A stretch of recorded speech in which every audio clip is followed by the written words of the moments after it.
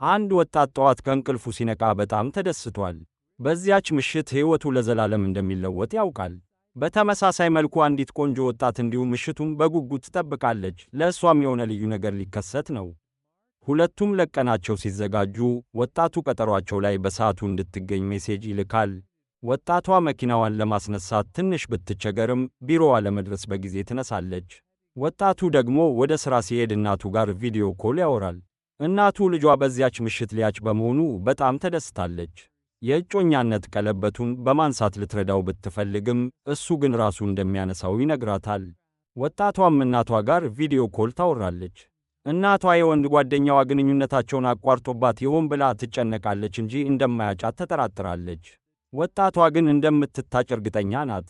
እናቷ ግን በሚቀጥለው ቀን ወደ እህቷ ሰርግ እንዳታረፍድ ታስጠነቅቃታለች። ወጣቱ ቢሮ ሲደርስ በደስታ ስሜት ውስጥ ሆኖ ለሥራ ባልደረቦቹ ቡና ያከፋፍላል።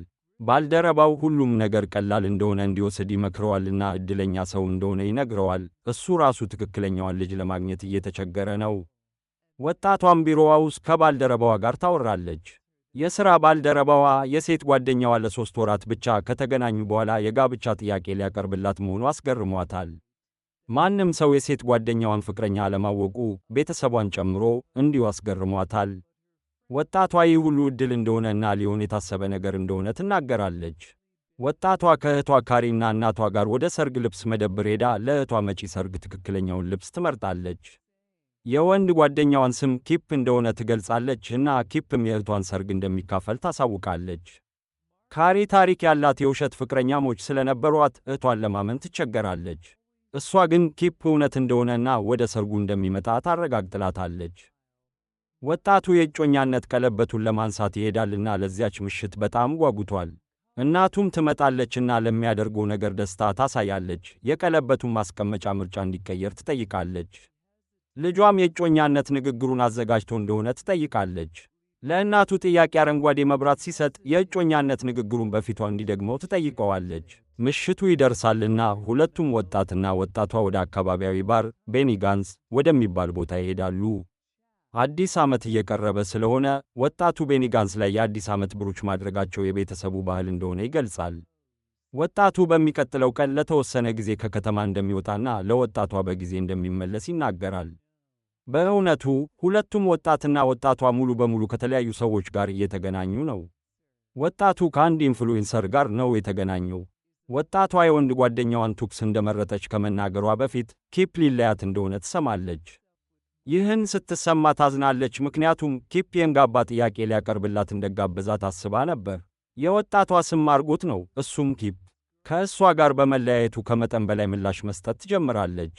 የወጣቱ ስም ግሪፈን ነው፣ እሱም የተሳካለት ጠበቃ ሆኖ ሳለ ክሌመንታይን ያጎቷን ድርጅት እንዲቀላቀልለት በመፈለጓ ደንግጧል።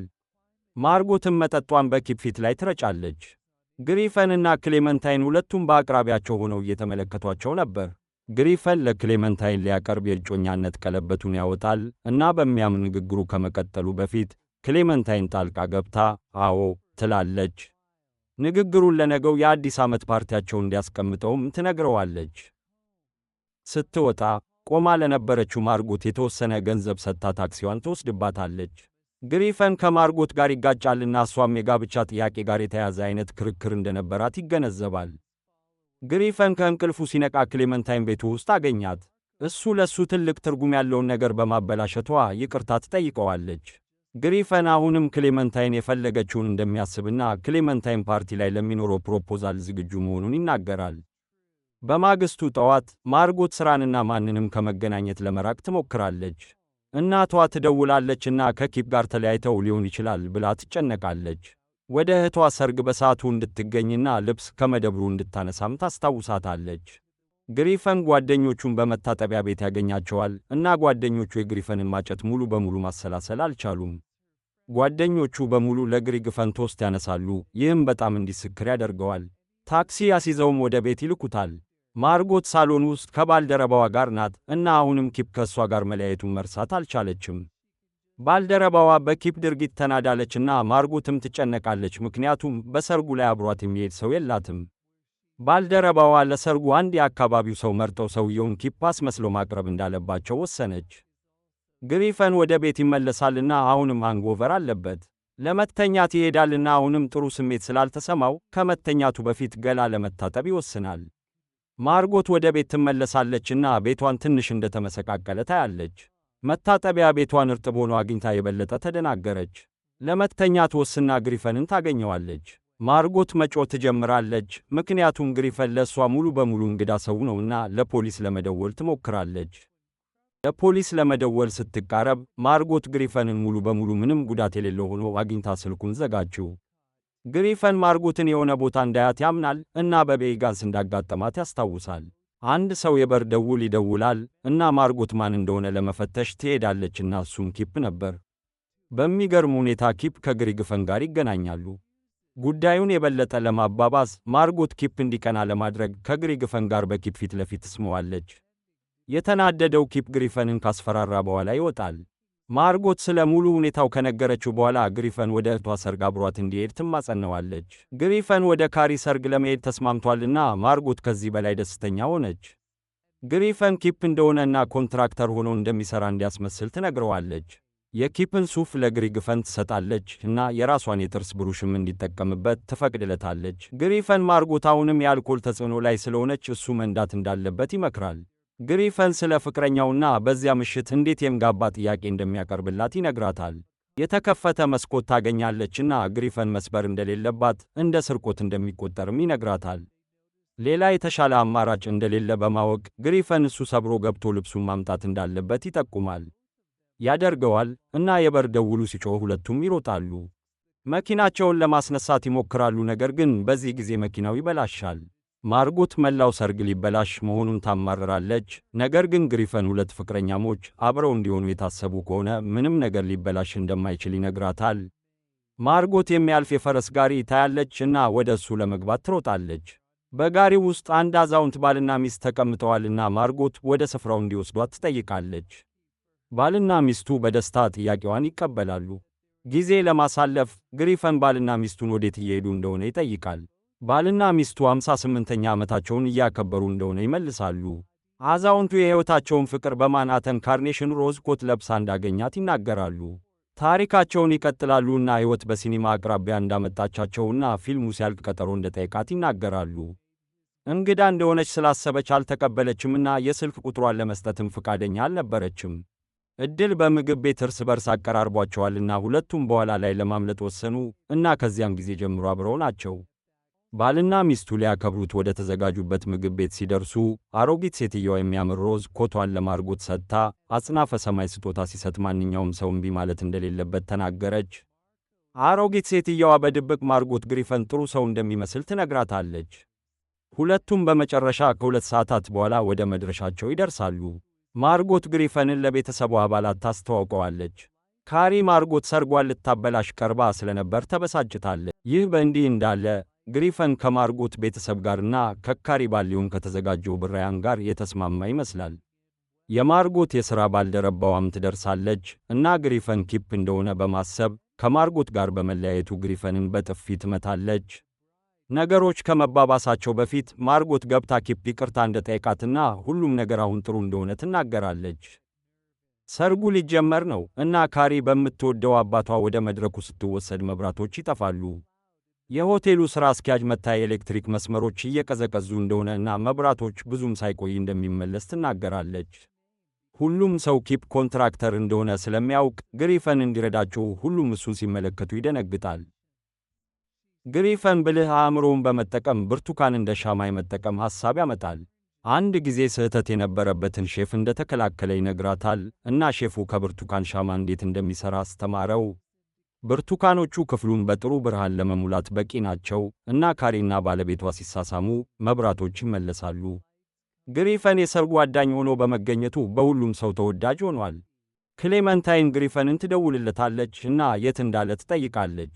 ግሪፈን ጓደኛዬን እየረዳሁ ነው ብሎ ይዋሻል። የሰርግ ፎቶዎች ጊዜ ደርሷልና ግሪፈን በፎቶዎቹ ውስጥ እንዲገባ ይገደዳል፣ ምክንያቱም እሱ በመጀመሪያ ደረጃ የሰርጉ አዳኝ ነበር። በቡድን ፎቶዎች ውስጥ ይገባል። ሁሉም ሰው ማርጎትና ግሪፈን እንዴት እንደተገናኙ ከግሪፈን መረጃ ለማግኘት ይሞክራል። ግሪፈን የአዛውንቱን ባልና ሚስት ታሪክ ይደግማልና ራሱንና ማርጎትን በውስጡ ያካትታል። ሁሉም ሰው በዚያ ታሪክ ተገርሟል። ነገሮች መደበኛ እየሆኑ ባሉበት ጊዜ እውነተኛው ኪፕ ወደ ሰርጉ ይመጣል። ግሪፈንና ማርጎት ጭፈራውን አቁመው ማርጎት ኪፕን እንዲሄድ በአክብሮት ትጠይቃለች። ኪፕ ግሪፈን የእሱን ሱፍ እንደለበሰ ያስተውላል። ኪፕ የእሱን ሱፍ በመልበሱ በግሪግፈን በመናደዱ በኪፕና በግሪግፈን መካከል ትንሽ ጠብ ይነሳል። ኪፕ በቀላሉ ደካማውን ግሪፈንን ያሸንፋል። ሁሉም ሰው ማርጎት ስለ ግሪፈን እየዋሸች እንደነበር ይገነዘባል።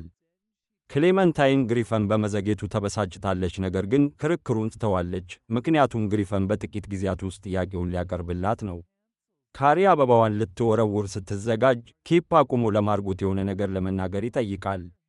ኪፕ በመጨረሻ ለማርጎት እንድታገባው ሊጠይቃት በጉልበቱ ይንበረከካል እና ግሪፈንም ለክሌመንታይን እንዲሁ ያደርጋል። ማርጎትና ግሪፈን ስለ ወቅታዊ ግንኙነታቸው ሐሳባቸውን ቀይረዋል እና የሚፈልጉት አጋሮቻቸውን ማግባት ብቻ እንደሆነ ይናገራሉ። ማርጎትና ግሪፈን ሁለቱም ፍቅረኛዎቻቸው ብለው ከሚጠሯቸው ጋር ያላቸውን ግንኙነት ያቋርጣሉ። ማርጎት በ3 ወር ውስጥ ከኪፕ ጋር ካሳለፈችው ጊዜ ይልቅ በ24 ሰዓታት ውስጥ ከአንድ እንግዳ ሰው ጋር የበለጠ ግንኙነት እንደተሰማት ትናገራለች። ማርጎት ወደ ግሪፈን ቤት ሄዳ በጀርባዋ ላይ ባለው ግሪፈን ንቅሳት ታስደንቀዋለች። ሁለቱም የፍቅር ጊዜ ያሳልፋሉ። ክሌመንታይን አሁንም ከግሪግፈን ጋር መለያየቷን መርሳት አልቻለችም። እሷ የከፈለችባቸውን ዕቃዎቿን ትጠይቃለች። ክሌመንታይን ቤኒ ጋንስ ላይ ማርጎት ጋር እንደተጋጨች ታስታውሳለች እና ግሪፈንን ከእሷ እንደሰረቀችው ትነግራታለች። ማርጎት እንደዛ ምንም እንዳልሆነችና ከግሪግፈን ጋር በአጋጣሚ እንደተገናኙ ታረጋግጥላታለች። ክሌመንታይን ማልቀስ ትጀምራለች እና ግሪፈን እንደሌላትና በፓርቲው ላይና በኢንተርኔት ላይ በሁሉም ሰው እንዳፈረች ትናገራለች። ማርጎት በግሪግፈን ሕይወት ውስጥ በግድ እንደገባችና ከክሌመንታይን ጋር የነበረውን ግንኙነት እንዳበላሸች ትገነዘባለች። ማርጎት ለመውጣት ትወስናለች፣ ነገር ግን ግሪፈን እንደገና ሊያሳምናት ይሞክራል። ማርጎት የግሪፈንን ሕይወት የበለጠ ማበላሸት እንደማትፈልግ ትነግረዋለች። ግሪፈን በሌላ በኩል የሚጋሩት ተመሳሳይ የቤት አድራሻ፣ በማርጎት ጀርባ ላይ ያለው ንቅሳት እና ለፊልሞች ያላቸው ፍቅር አብረው ለመሆን ማሳያ እንደሆኑና ከዕድል ሌላ ምንም እንዳልሆነ ይነግራታል። ማርጎት ግን ትታው ትሄዳለች። በማግስቱ ጠዋት በቤኒ ጋንስ ግሪፈን ከወላጆቹ ጋር ይገናኛልና ስለ መለያየቱ ይነግራቸዋል። ወላጆቹ ውሳኔውን ይደግፋሉና በግል ሕይወቱ ውስጥ ዘና እንዲል ይፈልጋሉ። ግሪፈን አንዳንድ የሚያውቀው ድምፆችን ይሰማልና በአቅራቢያው ያለውን ካርኔሽን ሮዝ ኮት ያገኛል። አንዴና ለዘላለም ከማርጎት ጋር ይገናኛልና ግንኙነታቸው ይጸናል።